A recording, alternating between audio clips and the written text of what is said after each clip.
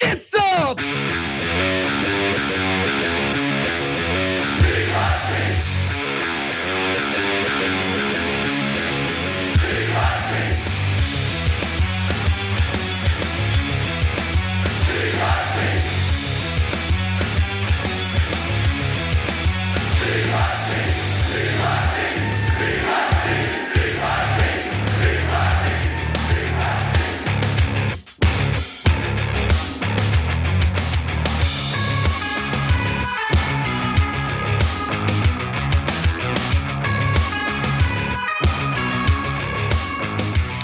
Welcome. You're watching TYT. I'm your host, Anna Kasparian, and it's Thanksgiving Eve. That's the most exciting part of today, the fact that we will have the next 2 days off. Other than that, the news cycle is what you would expect it to be, a complete and utter crap show. Now, the show isn't gonna be crappy, the show is gonna be great. But what we have in this country is just an endless violence spree, mass shooting sprees. We have yet another mass shooting in the same week as the tragic Colorado shooting. So we will talk about what happened in Virginia at a Walmart in a little bit. We're also gonna have a wonderful guest on today, Luke Savage, who's a writer over at Jacobin and who has also published a book titled The Dead Center. We'll talk to him about the current state of the Democratic Party and the path forward for the left. In the second hour, John Iadarola will join me to talk about how the largest and most powerful lobbying group for senior citizens in this country is trying to privatize Medicare. Believe it or not, the AARP is behind it. We'll tell you how and why in just a bit. That comes up in the second hour of the show. And then you don't want to miss Herschel Walker with the slip up of, I don't know, of the month, I guess, but he's had a lot of slip ups and a lot of Republicans engaged in a lot of really, really bad commentary. Nonetheless, you don't want to miss that. You have to be a member though to watch the bonus episode. tyt.com/join to become a member, or if you're watching us on YouTube, just click on that join button and you can become a member that way. All right, well, without further ado, let's dive into the death and destruction in America. The emergency calls started coming in just minutes after the shots were fired at around 10:15 last night. At the Walmart, 16-year-old male is conscious, is breathing, was a gunshot wound. Occurred now, there is serious bleeding. When officers arrived at the Chesapeake Walmart, they quickly realized that they were dealing with a mass shooting incident. 6 people have died in yet another mass shooting this week alone. And with the way things have been going, 2022 is a record-breaking year when it comes to gun violence. I'll tell you the numbers and statistics in just a moment. But first, the details of this shooting, which took place at a Walmart in Chesapeake, Virginia. Now, the gunman appears to have turned the gun onto himself. He took his own life, which means the total number of deaths is 7. But in terms of the number of victims he shot and killed, 6 people. So I'm sorry. Yeah, 6 people so far have been reported. It's reported that they have died as a result. Now, officers were dispatched to an active threat situation, according to CBS News, at the Walmart Supercenter at 10:12 p.m. local time. Keep in mind, the stores are super busy with people shopping for Thanksgiving. Officers were on the scene within 2 minutes, entered the store 2 minutes after that, and within just about an hour, they had cleared the store and located all of the victims. Now, there is still a lack of clarity in regard to the identities of all the victims, but we do know about 2 of them at least at the moment. 2 victims and the gunman were found dead in the store's break room, city officials said Wednesday afternoon. Another victim was found dead toward the front of the store. 3 died at area hospitals. At least 6 other people were receiving treatment at hospitals, and 1 was in critical condition. So there's still a possibility, assuming that the individual in critical condition doesn't improve, there's still some possibility that there could be yet another victim, another person who dies as a result of yet another mass shooting, this time again in Chesapeake, Virginia. Now, authorities again believe that he took his own life after opening fire and killing 6 people. They also say that he had a pistol on him. That is what they found at the scene. Walmart also confirmed that the individual, the suspect here, the person who opened fire, was a Walmart night shift manager. So he had been working at that Walmart since 2010.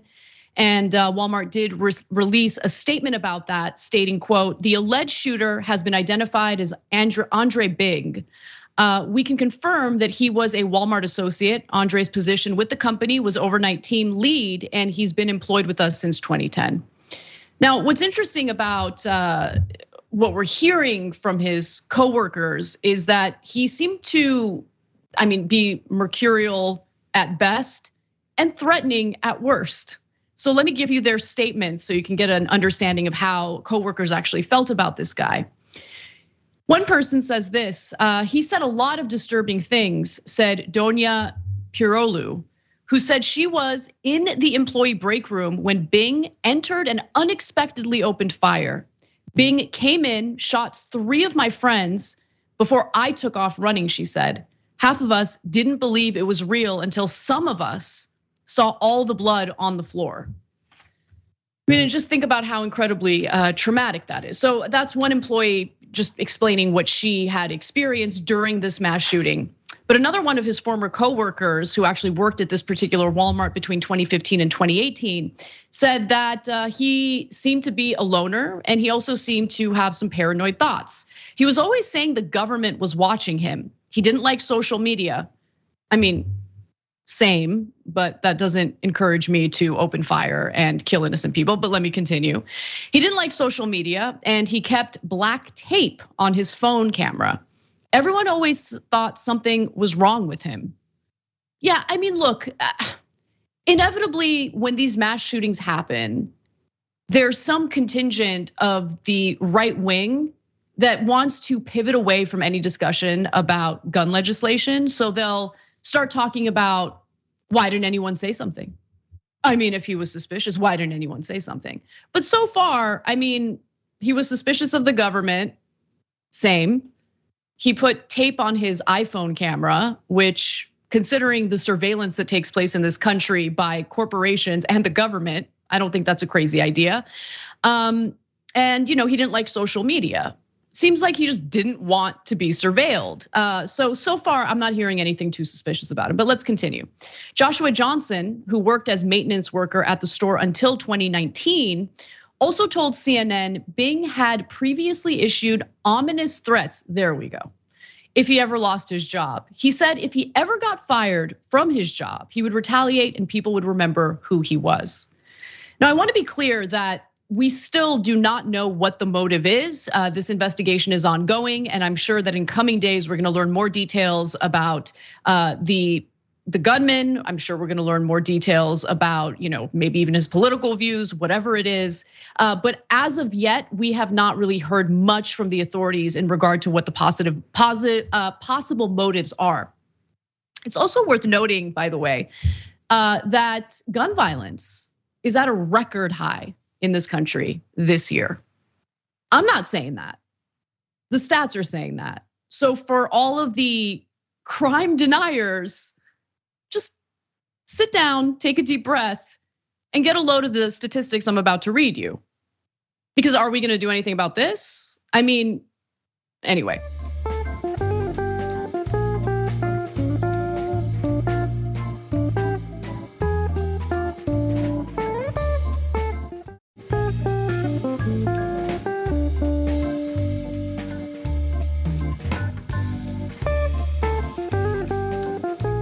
According to data compiled by the Gun Violence Archive, there have been more than 600 mass shootings in the United States this year, with at least 36 resulting in fatalities. A criminologist at Northeastern University in Boston, his name's Alan Fox, who has compiled data on shootings in the US for decades, reported the same figure, which he said had made 2022 a record year for such attacks, even prior to the incident at the Walmart in Chesapeake. Wow, he must be he must be a propagandist. Anyone who draws attention to record violence in the country is clearly a cop, clearly. We should hide this. We should hide this because God forbid it stands in the way of whatever nonprofit criminal justice reform organizations are getting involved in. So let's just turn a blind eye to this, right? I've been studying mass killings for over 40 years, and I am quite confident that there has never been a year where we've had so many. So gun violence is part of the crime wave that for some reason, some portion of the country wants to pretend like is not happening. And it's driving me crazy because it is happening. Innocent people are dying. Innocent people are being assaulted. Innocent people are being raped. So when you are lucky enough to live in a state that's somewhat sane when it comes to gun policy, you should probably enforce those gun laws, right? So if you're concerned about gun violence, if you want to keep the community safe, someone who gets caught committing a crime with an illegal gun should probably face consequences, right? For being in possession of that illegal weapon as they're committing a crime. But in LA, that's considered a prosecutorial enhancement, and our prosecutor here doesn't like that. So illegal gun charges just kind of fall by the wayside in a state that's supposed to proudly brag about its gun legislation and gun laws. Okay, but I'm not done yet because there's more to this story. I know I'm being very critical toward the far left on some of their insane policies when it comes to violent crime. But I'm gonna go to the right now. And it's a point that we've made on the show a million times. Glenn Youngkin is the Republican governor of Virginia. And you know what he did? He immediately started talking about the need for mental health care. I mean, we've got a real problem with mental health in this country. We really do. We really do. Now, if Republicans have an opportunity to vote in favor of legislation that would appropriate the necessary funding for mental health in this country, you know what they do? They vote against it.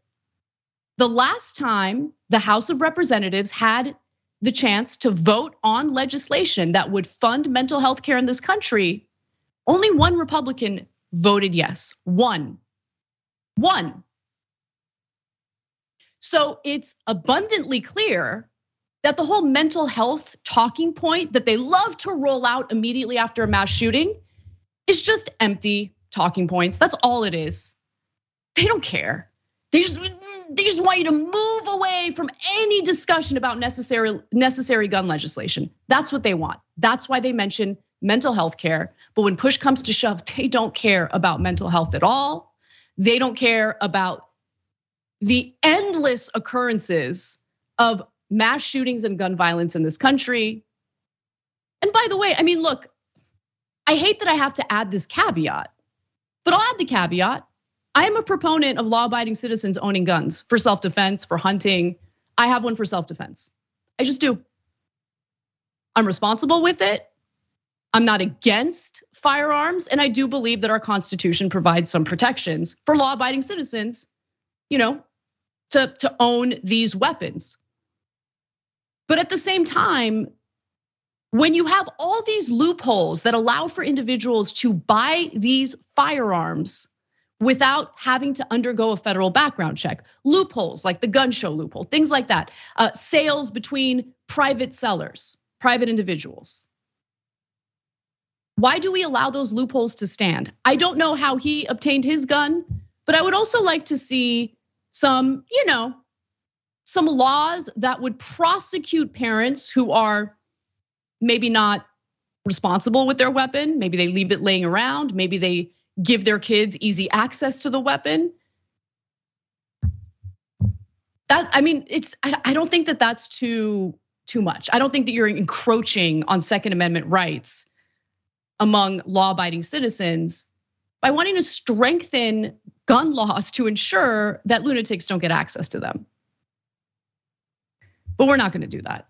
Let's just keep it real. We're not gonna do that. So maybe 2 days from now, maybe tomorrow, maybe next week. Soon though, let me be honest, soon you will 100% hear about another mass shooting. And you'll hope that it doesn't come to your neighborhood, that it doesn't come to the Walmart, where you live. But it will eventually. because we're swimming in guns. There was an assault with a deadly weapon just a few feet away from where I live yesterday. I was at work, so I wasn't home when I got the alert about it. But yeah, some guy at Whole Foods takes his gun out. And decides that he wants to assault someone and threaten someone with that gun. It's all around us. It doesn't matter where you live. It doesn't matter how protected you think you are. It doesn't matter how aware or observant you are. It could happen to anyone. And the fact that we just allow it to keep happening over and over again because we have a political system that's so incredibly broken just infuriates me beyond words. If you have gun laws, you should enforce the gun laws. And if there are certain areas where new gun laws are necessary, we should fight to get those gun laws passed. Period. Otherwise, we're just gonna keep dealing with this issue. And look, I actually see gun violence as a much more complex issue than I think most people realize, because when it comes to something like, let's say, homelessness in Los Angeles, that is a complex problem. There is no one size fits all solution to it. And with gun control, with gun violence in this country, I should say, simply passing legislation isn't enough. We absolutely do need mental health care in this country. I think there is a huge problem with how atomized we are, how detached we are from one another, how alienated young men in particularly feel. And these are all issues that we need to come at in a robust, comprehensive way if we are genuine about doing something substantive about gun violence. Otherwise, we're gonna keep hearing about these stories over and over again. We're gonna keep hearing about innocent people being gunned down by lunatics. All right, let's move on. Let's move on to the next story. This show and this job really does take a toll on you because it's just nothing makes sense. Everyone is so concerned with their personal brand. Everyone's so concerned with outpeering one another in their respective political group that they say garbage that doesn't make any sense. And it's frustrating, it really is. There's no room for nuance. There's no room for common sense. Because hey, I got to market myself as the most left or the most right, the most this, the most that. And you know what that leads to? Nothing substantive. It might lead to positive brand building for the players in the game, but that's it. Everyone else loses out, everyone. All right, I actually have to take a break, guys. I'm sorry about that. When we come back, we'll do some updates on the Colorado shooter. He has come out as non-binary. We'll talk about that and what it means for his prosecution right after the break.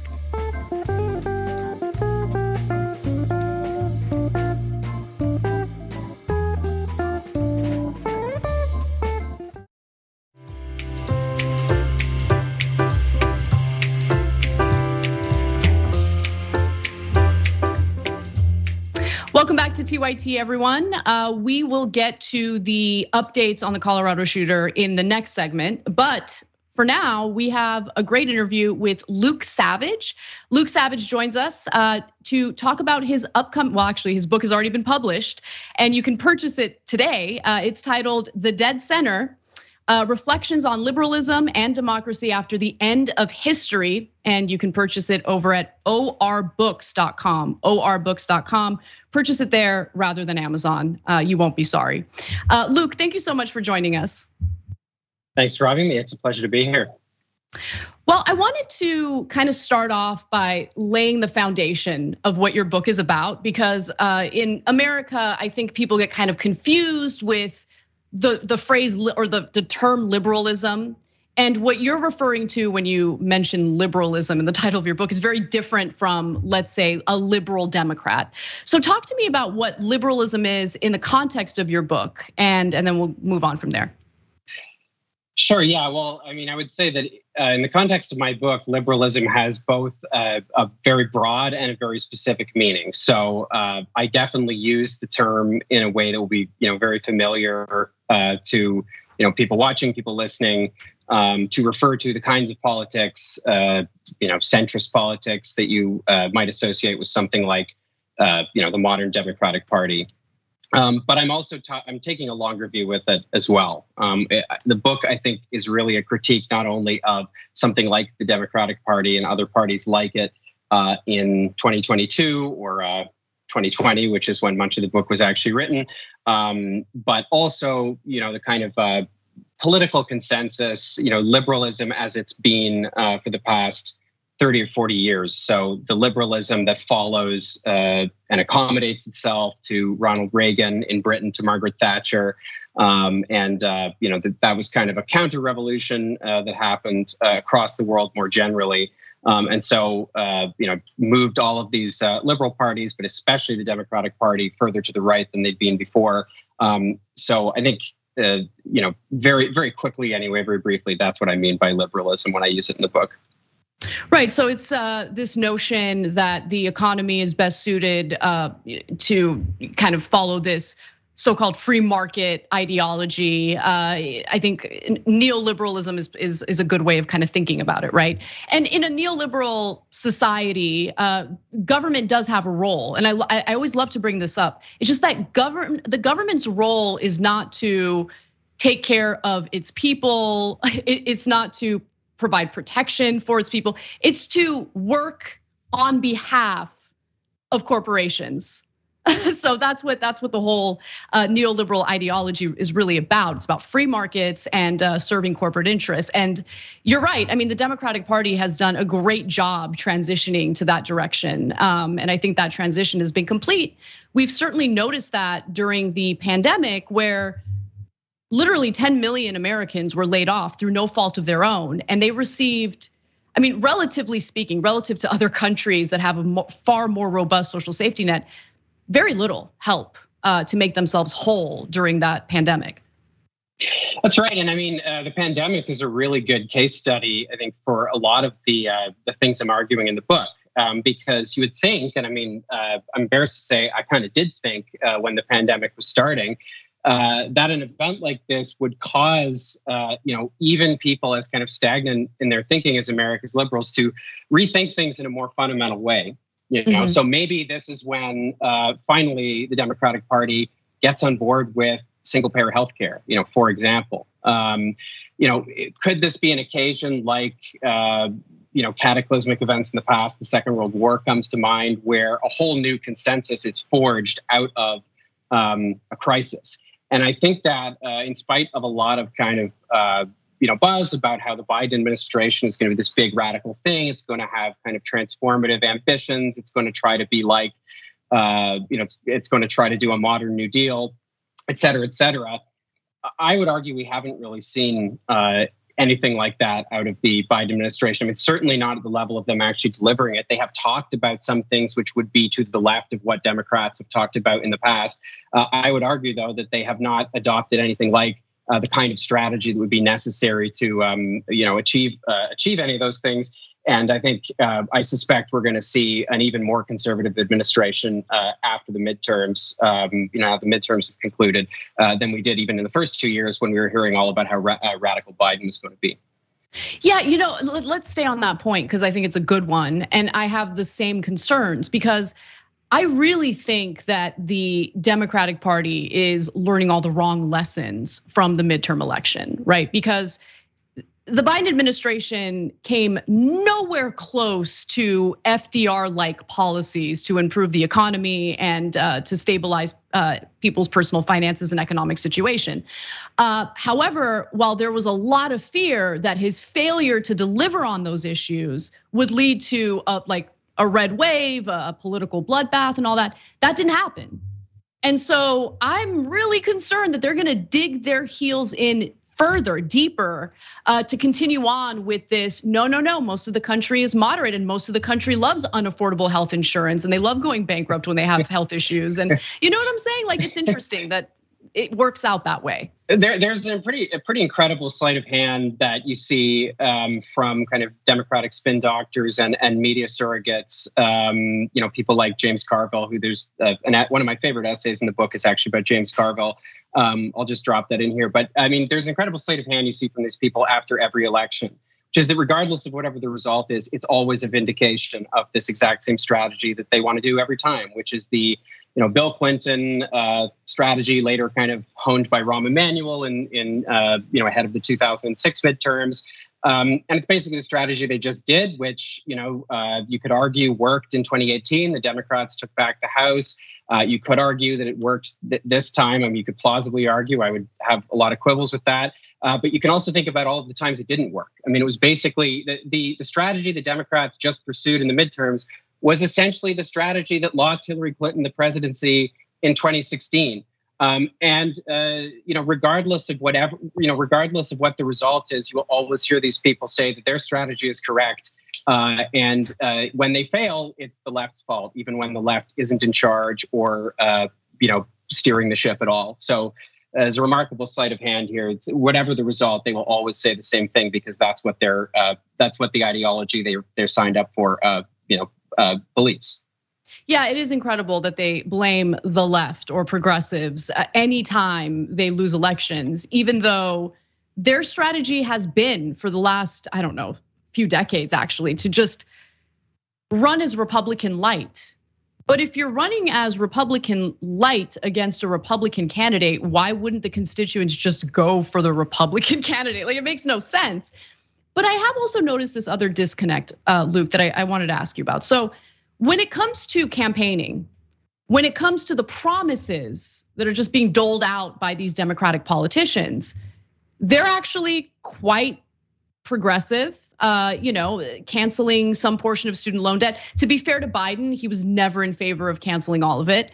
But when it comes to health insurance, I mean, you think about campaign Obama versus President Obama, and it's night and day. So they get elected through pushing a progressive message on economic issues oftentimes. But then once they're elected, they do not deliver. And why is it that Democratic voters don't punish them more for that or hold them accountable for that? Because clearly they elected them to actually carry out the policies they claimed they would carry out. Yeah, I mean, I think that's true. I mean, I think that the Democratic electorate, broadly speaking, is further to the left in many cases anyway, on many issues than your average Democratic Party politician, certainly to the left of Chuck Schumer and Nancy Pelosi. As to why they're not punished, I mean, that's a pretty big question. I think that I think this is actually one of the big differences between the right in the United States and what calls itself the left in America, what's often, I think, erroneously called the left in America, which is that on the Republican side, I think the base often, no matter how kind of feral and like comical and absurd it is, the base tends to drive the agenda much more. And there are institutions on the right that facilitate that. And I would argue that there are exceptions to this, and I'm generalizing, but I think on the Democratic side, there's much more of a culture of deference. There's a culture of whatever Democratic politicians do is the best of all possible worlds. Whatever positions they stake out, that is by definition the furthest left, the most progressive position they can possibly do. And that's an argument that a lot of people find persuasive. I don't think it's true, but I think a lot of people find it persuasive, particularly as the Republican Party moves further and further to the right, and embrace. It's been especially true since Trump became the face of the Republican Party as well, but it was true before that as well. I mean, the kind of bogey scapegoat to the right, and the kind of the way that the political ecosystem is understood to just be this binary. And Democrats themselves are, by many people, not really understood to be participants in this. They're just dealing with, the rough weather of a country whose politics are defined by the right. I mean, that whole narrative, which I think a lot of people accept, is just wrong, because the Democrats have been part of the country's shift to the right as well. And you only have to look at the Clinton and Obama presidencies to see that.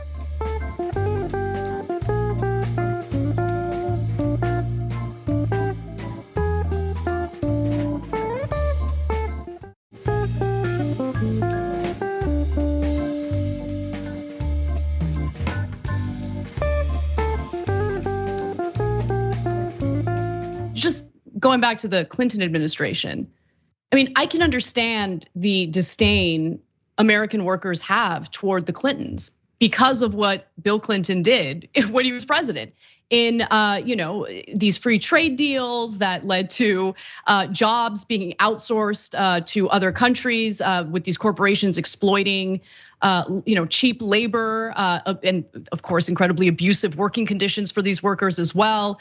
And you see parts of this country, certainly the Rust Belt, just completely decimated as a result of that. So I can totally understand, the disdain people have for the Clintons and for what's currently transpiring economically for the ordinary worker. And I think that's also leading to workers starting to finally take matters into their own hands and organize. I'd like to see even more momentum on that front. But it's been really inspiring to see workers at Starbucks, for instance, tell Howard Schultz to kick rocks because they're gonna do a union vote and they're gonna demand that Starbucks recognize their union. It's wonderful to see that. But the other thing that I've kind of noticed that's been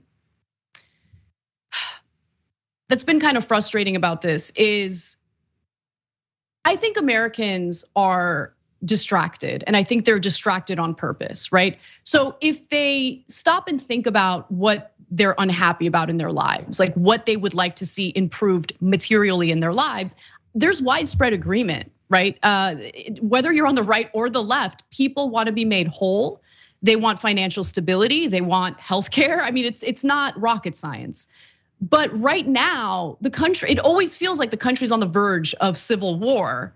And it feels like we're so polarized and we hate each other so much. When, to your point, both parties, the political class, there's a lot of similarity when it comes to economic policy. So I want to ask you, why do you think both Democrats and Republicans lean into culture war narratives so hard? Do you think that's part of the distraction? Do you think it's intentional? Or are these issues that they genuinely are, do you really think that Republicans are genuinely concerned about transgender athletes, which they can't even name a single one in their state oftentimes? Well, to the last part of the question, I mean, yes, I think trans people make them very uncomfortable. And I think that the moral panics we see on the right around targeting trans people in particular, I certainly think that's genuine, but I don't think that's mutually exclusive with it also being a distraction. And I think a lot of what passes for debate between the two parties often is a distraction. And I think there's a very straightforward reason for that, which is that the two parties have converged on all kinds of fundamental questions. You go back, we were talking about the Clinton administration. I'm forgetting the name, it might have been Dick Morris, the Clinton advisor, who summed up that their approach, I think in 1996, by saying we're going to fast track the Gingrich agenda. I mean, that just tells you right there. And so when the two parties, have converged, but you still have this spectacle of democratic politics where you have to have disagreement because there are elections and there are campaigns. And of course, this is also generalizing. There are all kinds of fundamental questions in which liberals and conservatives still do disagree. But on a lot of these fundamental economic questions, issues where, as you said, healthcare is just the perfect example. I come back to it again and again. Poll after poll tells us that a majority of Americans feel one way, and yet you do not find that view reflected in the mainstream of either of the two major political parties. And that's because the leaderships of both parties are, barely responsible, if at all, to genuine democratic pressure or majority opinion. They're responsive to a permanent class of donors and other kinds of patrons. Like you said off the top, neoliberalism rewrites the state, not so that the state is rolled back, but so that it's rolled back in particular areas. And what remains is there to serve the corporate interests that have captured the state and want to use it and rewrite policy for their own purposes and self-interest. And so I think that would be how I'd answer your question. I mean, the culture war is a reflection of the fact that the two parties have converged in all kinds of fundamental questions, and you have to have, people. There has to be content for cable news, so you got to have something to argue about. Yeah, no, that's exactly right. And I do think that to some extent, the culture wars offer an opportunity for these two parties that have really considerably like melded into one party on economic policy. We don't have many options when it comes to economic policy. The two parties have totally melded together due to unlimited campaign donations from corporate interests. So they differentiate themselves by debating about the culture war stuff for sure. So final question for you: for the sincere left in the United States, right? I'm not talking about broadly the left. I'm talking about people who identify as democratic socialists or leftists.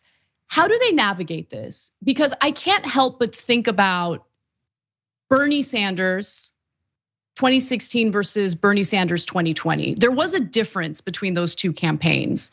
And I feel like because of the way he was treated by the press, by the Democratic establishment in 2016, he was kind of sucked into focusing some portion of his 2020 campaign on the social issues. Is that something, and when I say social, I specifically mean like the culture war narratives, right? He had to like dip his toe into it, or else he'd be attacked pretty viciously. He was attacked anyway. But how do you navigate that in a way that doesn't take away from your economic messaging, while also kind of covering your bases to make it abundantly clear that you do care about the social issues, doing something about discrimination, doing something about anti-transgender hatred in this country? How do you balance that all? Well, I wish we had more time to get into the two Bernie campaigns. I mean, generally speaking, I think Bernie is very effective at this. I mean, I think that he is somebody who has, for a long time, staked out ground that is decidedly on the left when it comes to these big economic questions. But if you go back through his history, he also has a pretty impeccable record on all kinds of other stuff, which made it so ironic. The kinds of attacks that were directed at him, particularly by Clinton in 2016. So I think that, I guess we don't have much time here, but I guess I'll answer your question by saying I think that you lead with the things that a majority of people agree on, but you don't, you don't cast the other stuff away. Sometimes it's important for, you can't just chase majority opinion. Bernie Sanders is also somebody, and I think this can be expanded to apply to the left as a whole, right? It's not our job to always just look for a show of hands. Sometimes you do have to stake out positions that are held by a minority because you are trying to persuade people. But in terms of modern electoral politics, or in terms of organizing your workplace, you focus on the fundamental questions that the points of shared self-interest on which everyone agrees. And even though Bernie was not successful in either of his presidential runs, I do think that there's a roadmap to be found in both of them for how we move forward if we ever get a chance to try something like that again. Yeah, I totally agree with you on that. Well, Luke, thank you for being so generous with your time. Everyone go check out his book. It is a great one and you will enjoy it. I promise you that. I read it myself. The Dead Center: Reflections on Liberalism and Democracy After the End of History. Which, by the end of history, like, all right. And by the way, make sure you check that out over at orbooks.com. That's orbooks.com. You'd also check out Luke on his podcast, Michael and Us, and you could read his work over at Jacobin. Luke, thank you again. Thanks so much, Anna. All right, everyone, let's take a brief break. And when we come back, we've got more news for you, including some updates on the shooter from Colorado.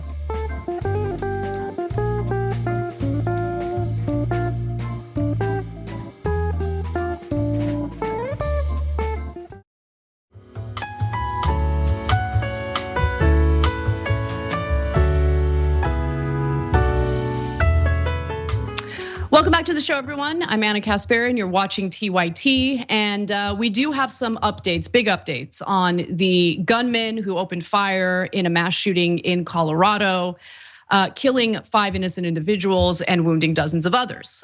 Turns out that his defense attorneys had a message they wanted to send, so let's talk about it. The gunman who opened fire and murdered 5 people at Club Q in Colorado Springs is now being investigated for potential hate crimes. Now, he decided to open fire at a gay club, an LGBTQ club, and there is some concern that his violent act was motivated by a bias against members of the LGBTQ community. But now we're also learning from his defense attorneys that they identify as non-binary. Now look, I can tell you what I suspect, but it's just what I suspect. So I want to be clear about that, because at the end of the day, it doesn't really matter. And the shooter might actually genuinely identify as non-binary. My hunch is that maybe there was some thinking that if you identify as non-binary, some of these hate crime charges can go away. It doesn't work like that. It actually makes no difference at all what he identifies as. So who knows? I mean, look, for the sake of this discussion, let's just respect the gender identity of this shooter, okay? Instead of getting bogged down with a debate about whether or not, and they like to go by they, identify as non-binary. Okay, so here's what we know. Here are the latest details. The motive in the shooting was still under investigation, but authorities said that Aldridge, that's the shooter here, faces possible murder and hate crime charges. Hate crime charges would require proving that the shooter was motivated by bias, such as against the victim's actual or perceived sexual orientation or gender identity. The charges against Aldridge are preliminary, and prosecutors have not yet filed formal charges. So I think that part, that very last part, is relevant to the defense attorneys coming out and saying that Aldridge identifies as non-binary, because there haven't been formal charges yet. And maybe the thinking is, well, maybe this will dissuade prosecutors from formally pursuing these hate crime charges. I don't know if that's the thinking, but defense attorney said late Tuesday that the suspect is non-binary. Standard court filing submitted by the defense team referred to the suspect as MX Aldridge. And the attorney's footnotes assert that Aldridge is non-binary and uses they, them pronouns. The motions deal with issues like unsealing documents and evidence gathering, not Aldridge's identity, and there was no elaboration about it. So right-wingers think that this is some weird victory for them.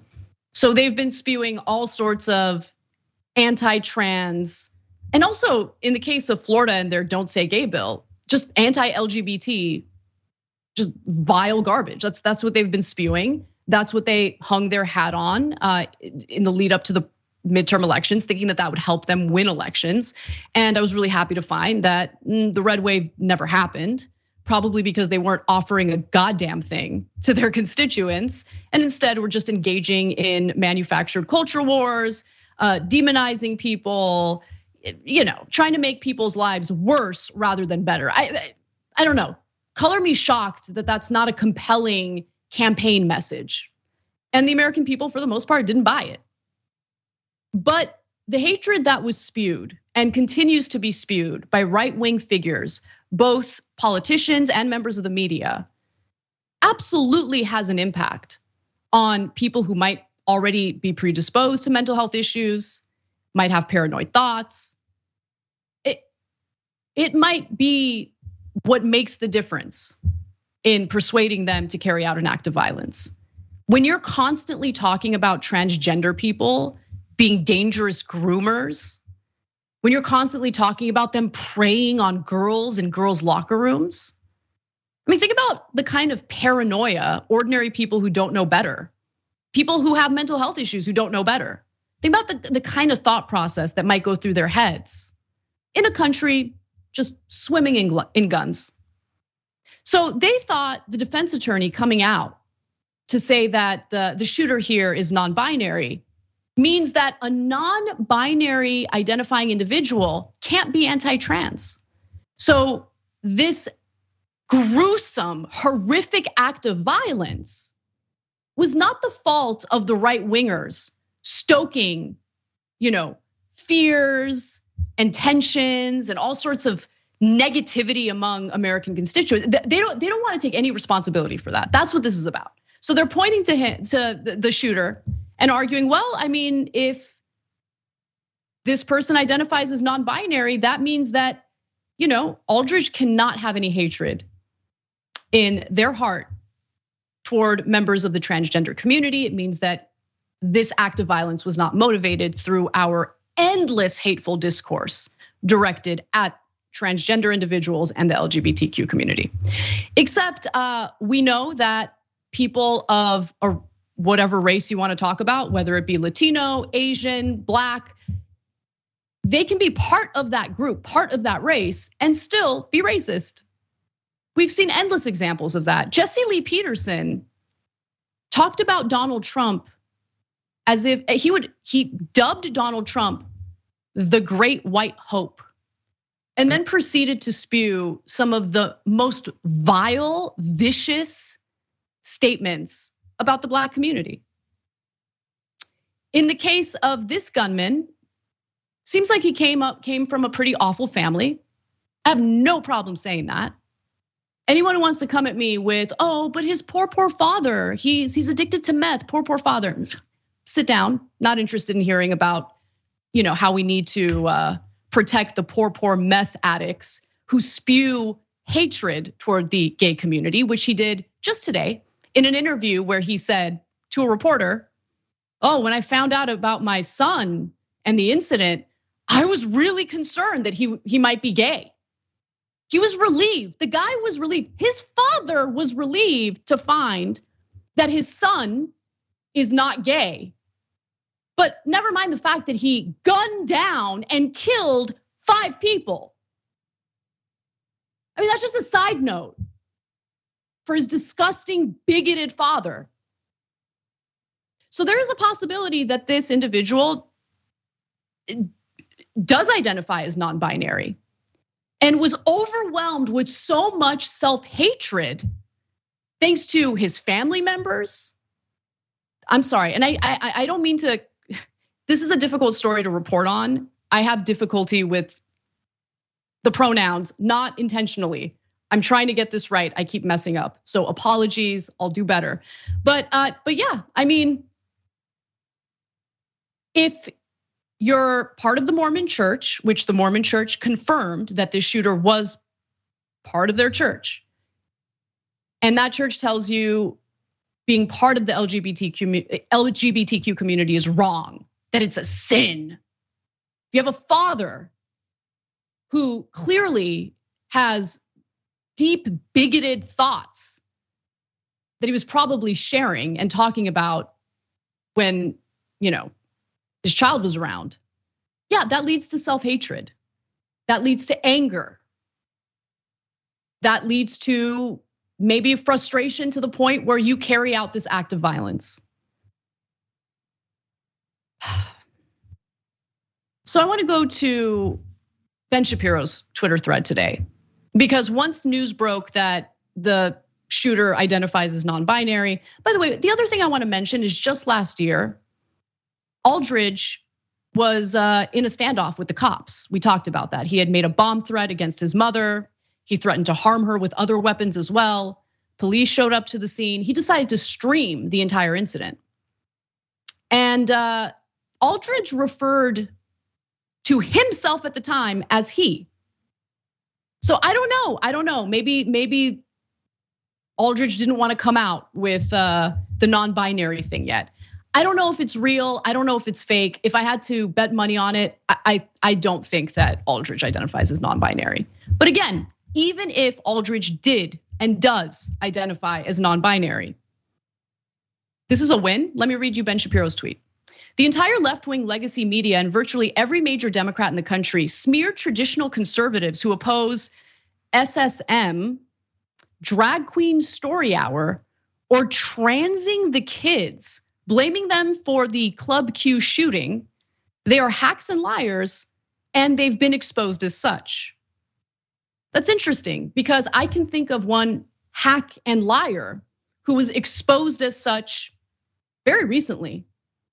Happens to be a colleague of Ben Shapiro's. His name's Matt Walsh, and while there isn't really much fact checking that ever takes place on Rogan's podcast, luckily it happened this time around. So let's watch. How many people have had this done? Depends on what I don't think we have exact numbers, but if we're talking about the drugs, millions. You're talking about hormone blockers? Yeah. Millions of kids have been on hormone blockers? Really?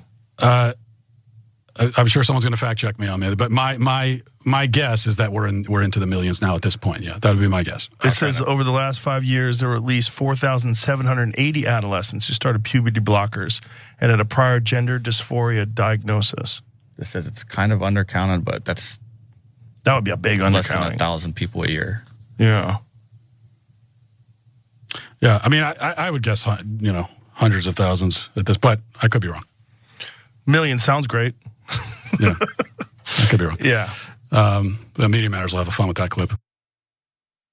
Yeah, no one's interested in hearing what you would think or what you would guess.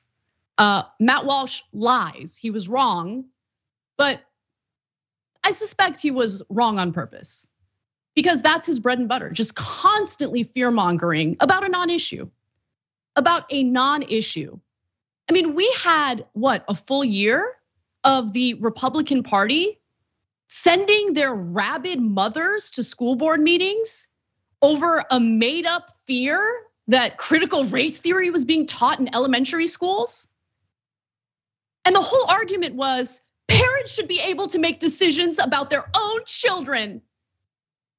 Never mind the fact that we're talking about public schools where there are other parents who actually want their kids to learn, history, accurate history, not some revisionist right-wing version of history. But that was the argument, right? Parents know what's best for their kids.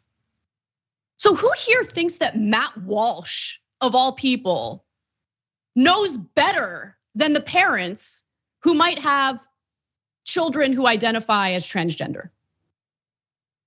It's just so creepy that they spend all day fear-mongering about this stuff. And they do it because it's profitable for them, I'm sure. They love stoking fear among right-wing voters. But it's also, content matter that they can talk about without their funders being concerned that they're, dipping their toe too much into the economy territory. Because their views on the economy and what needs to be done in terms of economic policy, not popular. So they lean in to this disgusting, rabid, hateful rhetoric. They lie about how many children are taking hormone blockers. They lie and make it seem as though children are being genitally mutilated. They just lie. That's what they do. They lie. There's a small percentage of, transgender males who in their late teens decide they want to have top surgery. Really, the right wing's going to pretend like they're concerned about that. Do you know how many high school girls get work done? Are they upset about that? Or is it just the transgender people that they want to fearmonger about? Anyway, this is who they are. Let me get to the rest of it. They could have simply waited for all the facts. Kind of like how the right wing could have waited for all the facts every time there was a bombing or a shooting, and they preemptively blamed it on a Muslim individual. But nonetheless, they could have simply waited for all the facts, but they didn't. They wanted their false narrative so they could push for censorship of those with whom they disagree. They're cynical and vile. Let me be very clear right now, okay? I have no interest in censoring or violating the free speech rights of Ben Shapiro and Matt Walsh. Okay, they're free to say whatever they want, and they have been free to say whatever they want. They have a right-wing billionaire protecting them on Twitter as we speak. Elon Musk is going around deleting tweets that he doesn't like, which we'll get to later in the show, obviously from leftists. But when they're always the victims. It is amazing. As they're spewing garbage that incites violence, as we see endless mass shootings with innocent people getting gunned down and killed in this country, as we see the high rates of suicide among the transgender community because of the vile garbage they spew about them day in and day out, they want to make themselves out to be the victims. You guys are not only free to talk, you guys never shut up. So please spare me the nonsense about how they're victims of the left. Spare me, please. And yes, you can be non-binary, you can be transgender, you could be a person who's actually gay and then carries out an act of violence against the gay community because you're steeped in an environment that tells you over and over again that you're a bad person, that you're gonna burn in hell for eternity. This man was a product of his environment. And the environment that we're living in is one in which you have right-wingers constantly saying the most vicious things about individuals who have no impact on their lives at all. Transgender people deserve rights, they deserve to be happy, and their gender identity takes no toll on my life or my happiness. I think Ben Shapiro and Matt Walsh should ask themselves why they're so concerned and what kind of impact the transgender community has on their lives, because it's zero. But they'll talk about it endlessly anyway and pretend like they're being censored while doing so. All right, we gotta take a break. We'll be back with the second hour of the show.